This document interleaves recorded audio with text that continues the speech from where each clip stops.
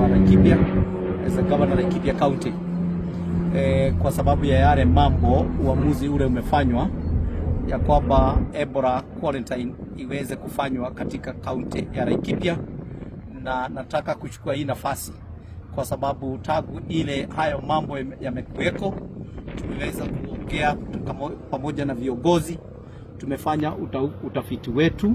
na tukasema ya kwamba hapa katika Laikipia tumekataa, hatutaki hiyo maneno. I know the health is a devolved function, na kwa hivyo hata igawa kungehitajika quarantine ya katika ya watu wetu wa Laikipia County, sisi tulikuwa tumejipanga hayo mambo yakitokea,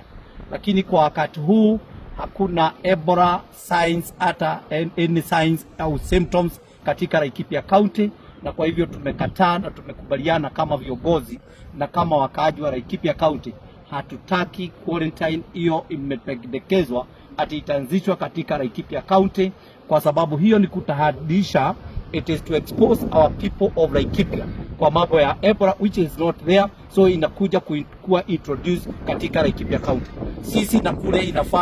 inasemekana itawekwa, tuko na uhusiano ni ya kwamba kuna watu wetu wanaingia kule wanafanya biashara na nyuki, na kwa hivyo hii is a very bad virus, na kwa hivyo hatugetaka hata kidogo on behalf of the great people of Laikipia County. Na kwa hivyo nataka kuchukua hii nafasi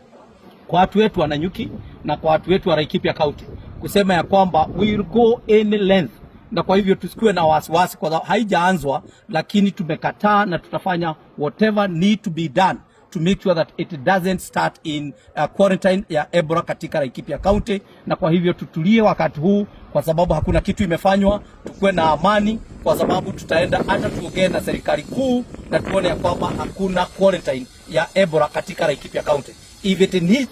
it is required into the future, when